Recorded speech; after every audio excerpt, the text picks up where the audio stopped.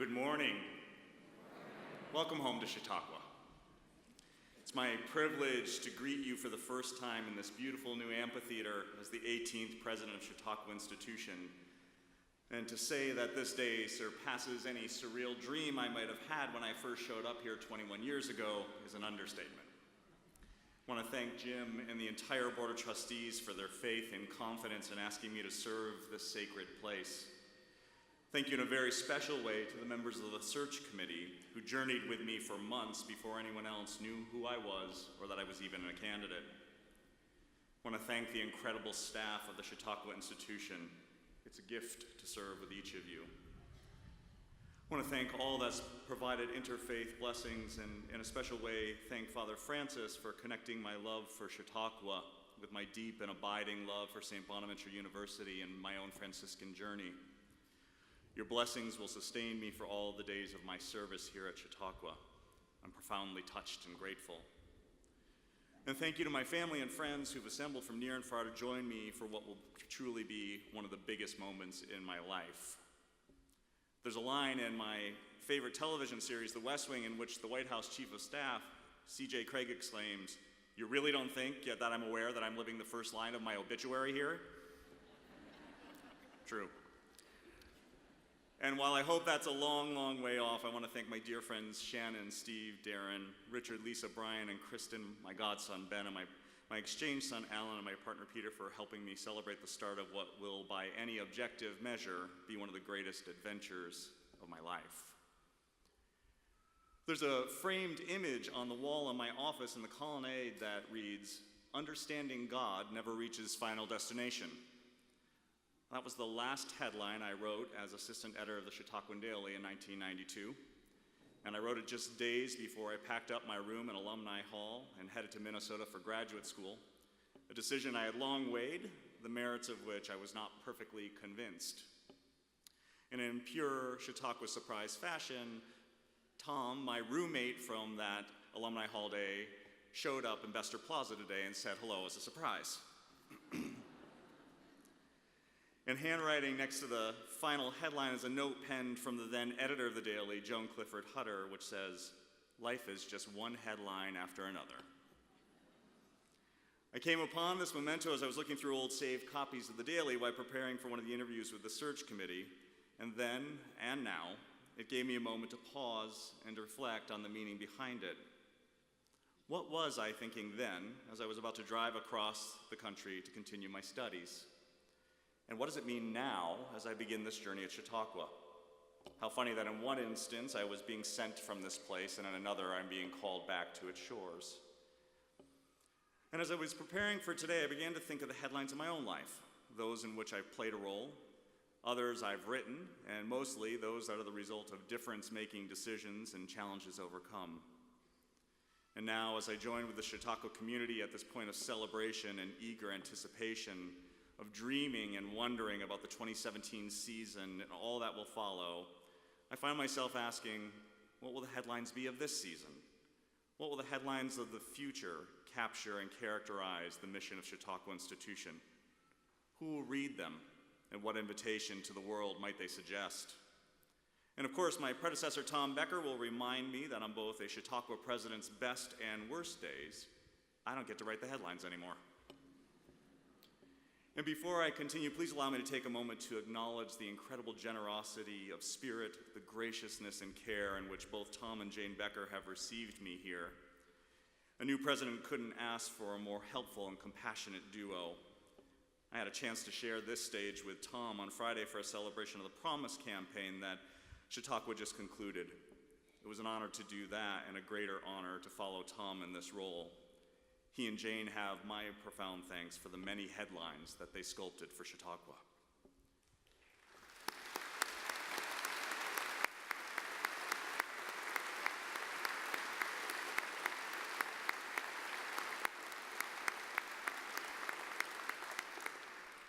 But truth be told, I believe that all of us here and the thousands of returning and new Chautauquans who will pass through these gates of this sacred place, all of us have the opportunity to play a role in shaping the headlines of Chautauqua's future. For those long-term Chautauquans present today, you might get a chuckle about the ways that rumors start and race through our community, even when you're not here. One of my favorites is that I came here with a prepared 10-year plan for Chautauqua. If any of you found it, could you please return it to the colonnade second floor? And while I didn't come with a decade-long roadmap, I did arise here with a vision of the important role that Chautauqua might play in our world in this moment. I hope you'll allow me to offer some suggestions about core commitments and ideals that can frame and shape this new era for us all. And in pure Chautauqua fashion, I hope that this beginning thesis might create even more questions and answers from which you and I, together, might realize a bold response with Chautauqua at its center. Our founders, Lewis Miller and John Hale Vincent, were onto something when they created Chautauqua in 1874. Their story, our story, is a familiar one to many Chautauquans, but if you haven't heard it, imagine what was happening in the nation at the close of the 19th century. Leisure time was just becoming a possibility for many Americans, but to take a vacation would have been considered a luxury only for the wealthy, and even then, not particularly in vogue. So Miller, the Ohio businessman and philanthropist, and Vincent, a Methodist bishop, would create an initial idea for a Sunday school assembly that would quickly blossom into something much bigger.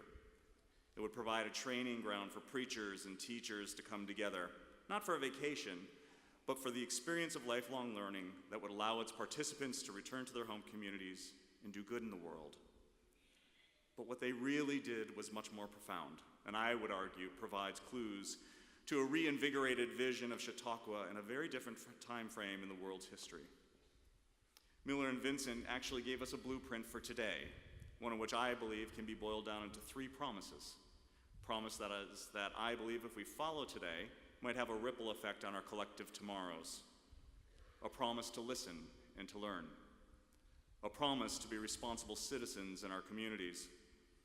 A promise to seek the best in human values, not for the pursuit alone, but to shape that better tomorrow. Our promise to listen and learn starts with a reflection of that history. If Miller and Vincent's hurdle was how society framed leisure time, I would posit that our challenge today is not how we spend our time together, but rather our ability to spend time together. I was in Washington, D.C. the weekend of January 20th, and on that Saturday attempted to ride the metro system to a friend's house in Northern Virginia.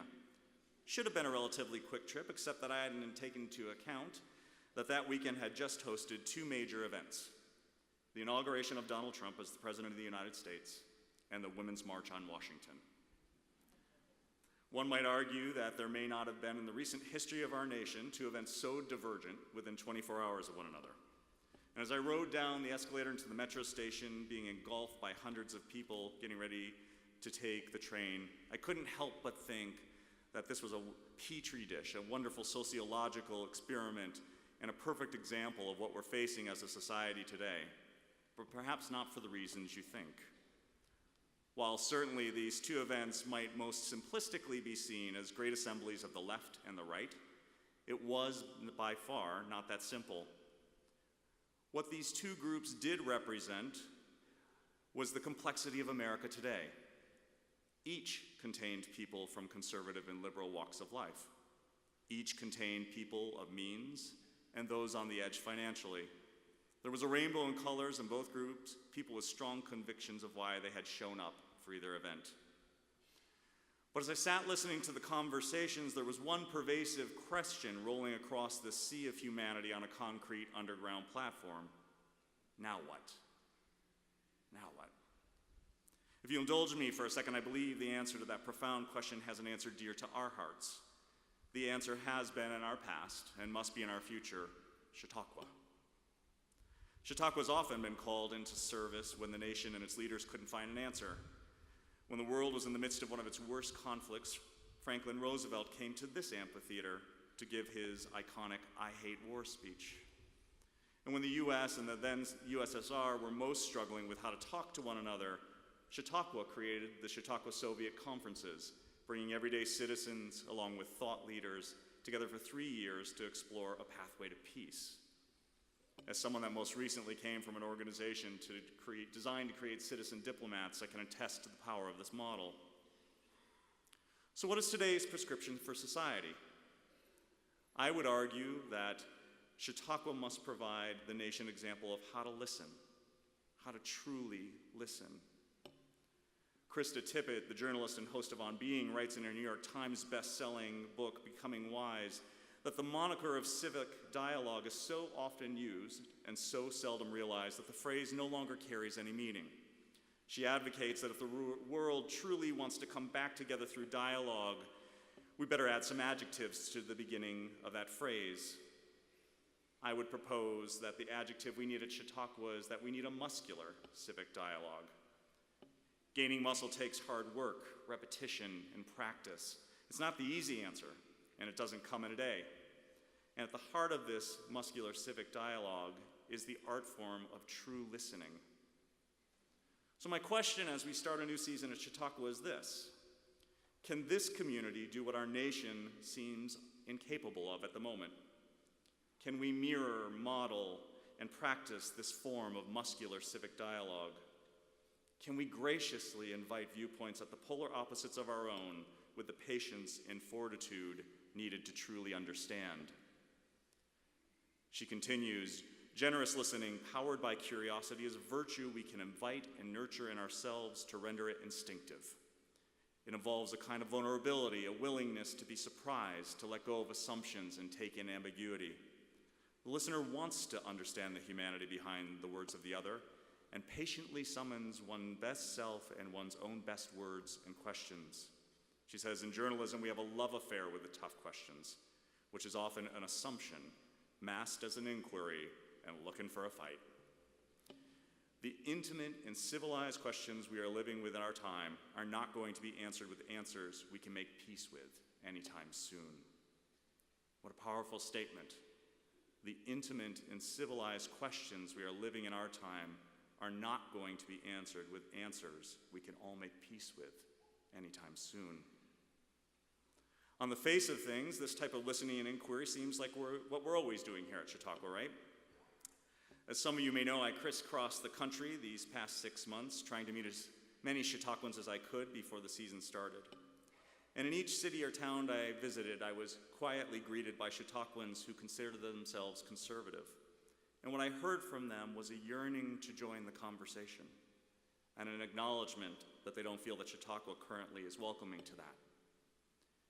In our efforts to be enlightened citizens of the world, can we start by acknowledging that all must be welcome at our table if the dialogue is to be fulsome?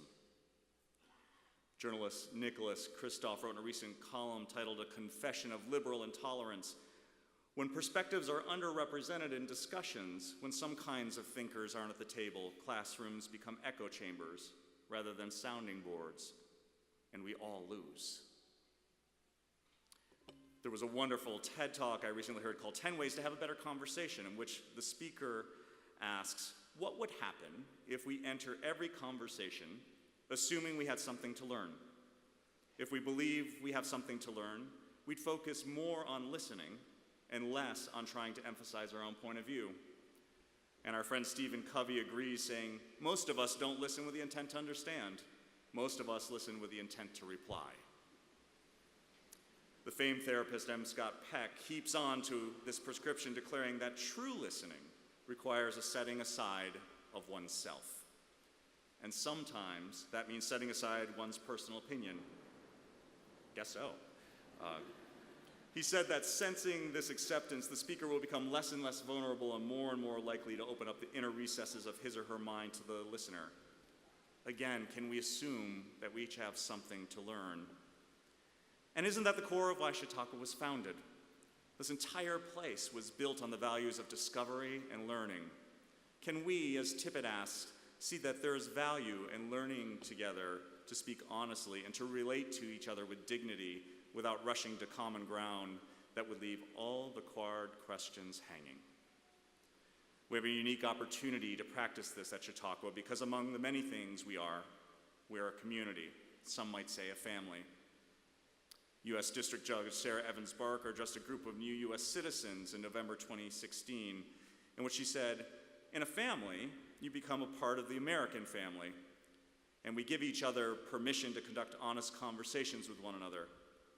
Can we assume each person you meet is a person of goodwill, who possesses many of the same hopes and fears you do. Try to leave room for their differences in the same way you want others to honor your uniqueness. I need to acknowledge that as I join this community as your new president, it comes after some contentious debates about the future of our beloved Chautauqua. I'm reminded that people can get fiery when they care so deeply about something. Families are like that. Rumi, the 13th century poet and Sufi mystic, said, "The wound is the place where the light enters you." We are invited to see the light in all of these challenges, to learn their lessons and become a stronger, more engaged community as a result. And while I don't think it's helpful to relitigate old debates when the outcome cannot or perhaps should not change, I do want to thank those of you who may not have always felt heard in our family. In these past 6 months, you've helped me understand the rich complexities of this special place. May this one be a season of healing and renewal for you as well. Not always an easy thing to do, but I have faith in the goodness of Chautauquans, and I hope you'll join me in embracing the light together. Poet Rainer Maria Rilke gives us part of the answer on how we might do this when she writes, "Love the questions themselves as if they were locked rooms or books written in a very foreign language. Don't search for the answers, which could not be given to you now because you would not be able to live them. And then the point is to live everything. Live the questions now. Perhaps then, someday, far into the future, you will gradually, without even noticing it, live your way into the answer." As we start a new season, I ask each of you to promise to listen, not for the affirmation of what you or I believe. If we do our jobs right at Chautauqua, you'll find days when that happens and days when it does not. But rather to lean into those moments when that which we believe is challenged. Instead of clapping when a point we agree with is made, which inadvertently sends a signal to those that don't agree with you that their opinion isn't valued, or booing when our invited guests challenge our own assumptions, can we instead lean into the question and truly try to understand? Can we consider those challenges not as an affront, but a blessing disguised as an opportunity to understand one another? Can we pledge ourselves to a season of true civility, of muscular civic dialogue? Will you take the pledge with me? Not rhetorical, friends. Will you take the pledge with me? This is good. This is great. This reminds me of advice I received from a fellow Bonaventure alumnus, the Pulitzer Prize-winning New York Times columnist Dan Barry, who will be with us in week 8, who advised me in my role as a student editor at the Bonaventure, if I have any advice to pass on, it's to be skeptical, not cynical. If we could do this important work together, then perhaps we might even make greater strides at Chautauqua than ever before. Our promise to be responsible citizens in our communities remind us that this organization, with its size, impact, and potential, cannot rest on the laurels of economic impact as the sole contributor we make to our local communities. President Roosevelt, in that famed "I Hate War" speech, counseled that peace, like charity, begins at home. That is why we have begun at home. It's been a true delight to watch the grounds transform from the quiet, beautiful, snow-covered calm of the winter season that greeted me in December to the unfolding beauty of spring. I've watched with great delight pork traps disappear, gardens come alive, and 1 by 1, 2 by 2, sometimes 4 by 4, with all deference to the rain that's coming down like Noah's Ark, Chautauqua is returning to their home. I've greeted so many of you who tell me that passing through the gates each spring is akin to a religious experience, a moment of renewal and rebirth. To many in this incredible amphitheater and many more joining us online, the gates of Chautauqua Institution call them to a place of intellectual and spiritual wonder, invigoration, and exploration. I love what Chautauqua's 16th President Dan Bratton argued, which is that one need but enter our gates once to be considered a Chautauquan. And at the same time, our gates have for generations represented something very different to our region's citizens, to our first-time visitors, and to the casual passers-by enjoying a beautiful Western New York landscape on a sunny afternoon. To too many, our gates speak of barriers, something that separates us from them, a siren that exclaims, "Keep out, you're not welcome here." I invite you to join me in envisioning what we can do literally and figuratively to transform our historic gates into gateways, to take active steps to diversify our community of citizens who consider themselves Chautauquans, and to overcome some of the economic and ideological barriers that gates can sometimes present. And as I've engaged with Chautauquans across this country, among the questions that seem to resonate most deeply is this: how can we claim to be the convener of some of the world's most important conversations when so much of the world is not represented at our tables, in our pulpits, at our podiums, or on our porches? Transforming our gates into gateways demands that we open up our hearts and our minds to an experience of the other. Chautauqua must once and for all find a pathway toward achieving true diversity in our programming, on our grounds, and in our conversations. And that diversity must be embraced in its most expansive form, by age, by color, ethnicity, sexual orientation, by people of all economic backgrounds, by people of all faiths and none, and by all walks of the political and ideological spectrum. We can't only share dialogue with those that look and act like us if we intend to live into our mantra of exploring the best in human values. Human values are simply not monolithic, just as human beings are not. I recently spoke to the Jefferson Society in Erie, where we unpacked some of the mysteries of the millennial generation. I continue to hear over and over that young people won't come to Chautauqua. So let me state today without reservation that I simply don't believe that's true, and the statistics back me up. Nationally, millennials are patronizing arts and cultural organizations in growing numbers. They're fans, and they're more likely than any other visitor to return, and quickly, to an experience they enjoy. But young people don't convene in the same ways that their more senior counterparts do. If we truly want to welcome and keep young people at Chautauqua, if we want to ensure that successive generations come to these shores, then we need to re-examine our approach. Allow me to share a story with you. I was in the cottage in mid-January. Many of you weren't here, welcome home, and was visiting with two young people. And one of those young people was in his early 30s and was a trademark Chautauquan, intellectually curious, on a spiritual journey, loved the arts. And I said, "This place is perfect for you, right?" And he said, "No way." I said, "Well, why not?" And he said, "Well, first of all, you're Chautauqua institution, and millennials hate institutions." I said, "All right, so easy argument to solve. Perhaps you could just call us Chautauqua, and you're not going to change the name of the place, but you could just lop off the second word." He said, "All right, fine." And I said, "So the rest you kind of like, right?" I said, "Oh, how do we welcome you here?" And he said, "Oh, you can't." So what do you mean I can't? He said, "Well, actually, as millennials, we don't want you as an institution to welcome us. We want you to make room for us, and we'll welcome ourselves." This went on and on and on for an hour and a half. At some point, I confess in exasperation, I said to him, "The next generation's not as tough as yours. Maybe we'll just skip yours."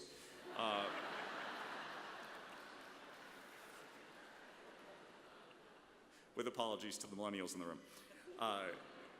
But he did give me a better answer by asking a simple question. He said, "Where would you guess is the place on the grounds with the highest concentration of folks in their late teens, early 20s, maybe early 30s? I said, "Well, the Arts Quad. That's where we have most of our artists. That's where they're hanging out." And he said, "Here's the easy answer. Create a bricked patio up there, put in a perpetual fire pit, Adirondack chairs, a whole bunch of Wi-Fi, and then do that which will drive you most crazy. Don't program it."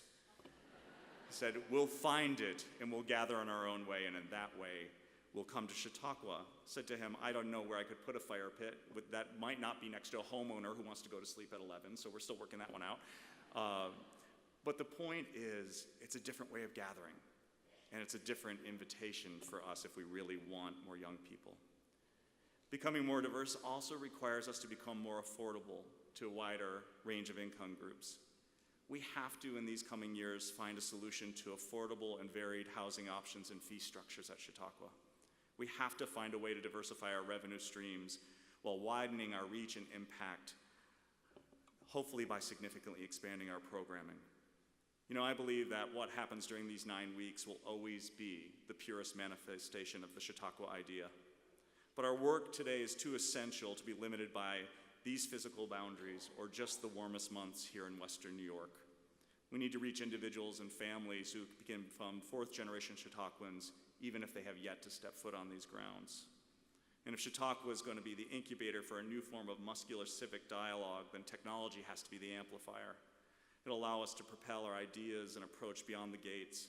Imagine if we create virtual tents in which seekers can hear and discuss provocative ideas and listen to and debate diverse ideas.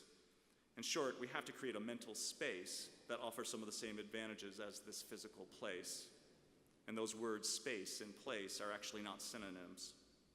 Imagine the good Chautauqua could do if we found a way to create distinct, apolitical digital experiences where we could present ideas, pose provocative questions, and engage people. As FDR reminded us, this work is best when it begins at home. And so I want to remind us that Chautauqua is located in one of New York's most economically depressed regions. As responsible neighbors, we have to explore ways to invite more local participation inside the gates and to strengthen existing relationships with schools and nonprofit partners to enrich our own content.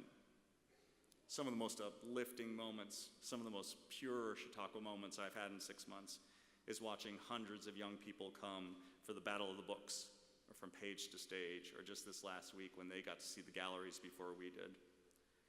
I think we have a moral obligation to serve our immediate community and to transform their idea of these gates into gateways for a brighter future for these young people. Imagine what good we might do if, instead of claiming that this is not a place for them, where they're not welcome, that it's their Chautauqua and we get to borrow it for 9 weeks in the summer. Our third and final promise is a promise to seek the best in human values, not for the pursuit alone, but to shape a better tomorrow. I think it's the centerpiece of Chautauqua's why. This is why we're founded and why our mission is more important today than ever. One of my greatest regrets for not being in place last year was missing Wynton Marsalis in Jazz at Lincoln Center. Wynton certainly gave us an outstanding example of the ways in which the arts and artists are often the truth tellers and guides for a society that's lost its way. And in a moving op-ed piece he wrote right after the election, "Now is not time for the leaders to disappear and allow the national dialogue to be shifted away from impossible negotiations of conflicting viewpoints that are essential to the well-being of democracy. Participation is the way to honor all of the sacrifices of our ancestors and to create the world we would like to bequeath to our descendants." He reminds us, let's be present. And my former boss and dear friend Molly Smith, the artistic director of Arena Stage, noted that the arts involve a search for the truth, not the hiding of it, a critique of power, not the exercise of it, an invitation to conversation and insight, not a shutting down of dialogue. There has to be a diversity of voice to represent all of our views. Think about Lorraine Hansberry in A Raisin in the Sun, or Lillian Hellman in Watch on the Rhine. Think of Tony Kushner in Angels in America, or August Wilson and Joe Turner's Come and Gone. And yes, most recently, think of Lin-Manuel Miranda in Hamilton. Just as our speakers will push us to examine hard truths and our preachers will invite us to double down on a journey in faith toward a more harmonious society, I look forward to a season where our artists, young and old, invite us to connect to our deepest emotions. Artists always have been some of the greatest commentators on where society might go, or a deep reminder that goodness and beauty are always present if we can just look for them. So if these are our promises inherent in our founding, how do we get there? I'd offer you 3 more brief ones. That we have a mission to strengthen this sacred place, to meet our audiences where they are today and anticipate where they might be tomorrow, and to grow our networks. As stewards of an American icon, which Chautauqua is, we're honor-bound to pass Chautauqua on to the next generation better than we found it, and to ensure that we use the buildings, the grounds, and the lake to maximum impact. On Friday, we celebrated the successful conclusion of our Promise campaign that brought, among other important advances, this incredible amphitheater. But we can't rest there. There's much less left to do to preserve and refresh these grounds, to more fully live into our Chautauqua movement, and that includes the conservation and stewardship of our beloved lake. We need a healthy examination of those gathering places that my millennial friends talked about. And we also know that we need to improve technology and information. We have to make sure we have the right blend of plug and unplug today, not just for young people, for all of us. Amazon's Jeff Bezos suggests that organizations that aren't considering how technology like artificial intelligence and virtual reality are impacting their business models will be left behind and quickly. So just for a moment, imagine if Chautauqua could offer content for online learning platforms or encourage on-site guests to continue conversations with online guests.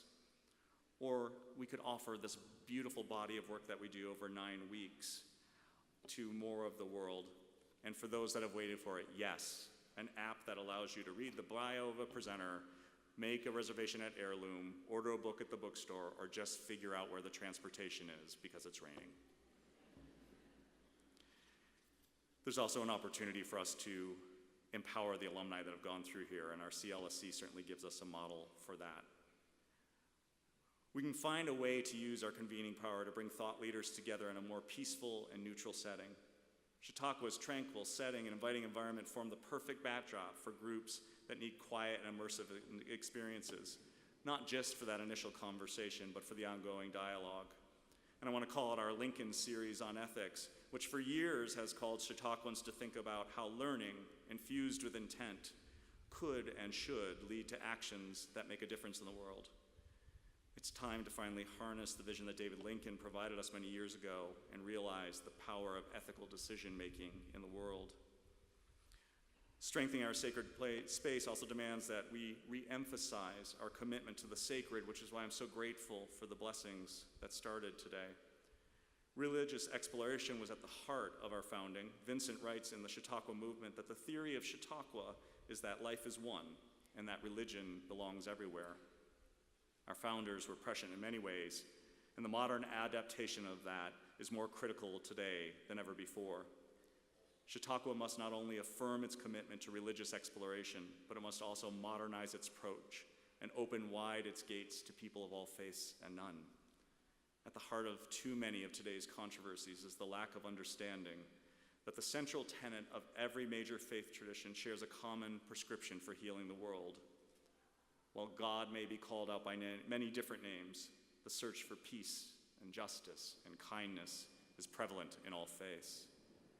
We have to build interfaith coalitions not to diminish our Christian heritage, but to affirm at the heart of Chautauqua's founding faith as a mandate to love one another and to seek understanding. The wish list is understandably limitless, and so is Chautauqua's potential. It's not enough for Chautauqua to be timeless. We have to be timely as well. And to attract that younger demographic we want, we have to look at our brand, our programs, and even our vocabulary. Sadly, fewer guests are coming for the entire season, which makes reliance on entrance and performance fees problematic. We have to explore the issues behind attendance and renewal, and we have to create program options that greet long-term Chautauquans and those that may join us for a few days as well. And we have to add more passion in our programming for those millennials that are yearning to connect. Chautauqua's long been a training ground for aspiring professionals in journalism, the arts, clergy formation, and nonprofit management, but we lose touch with them when we leave. What if they could be alumni? We have all the ingredients to transform our literary offerings and our literary prize into a powerhouse brand builder. We have one of the oldest book clubs in America. It's time to claim that heritage and grow it more fully into a central part of Chautauqua. And we have to do all of this while not making Chautauqua more complex and by decoding it for visitors. And through all of that, we recognize that our resources are finite. Chautauqua will never accomplish that ambitious agenda on its own. To amplify our voice and our presence, we'll need to look to expand our partnerships like the ones we have with National Geographic and the Center for Strategic and International Studies.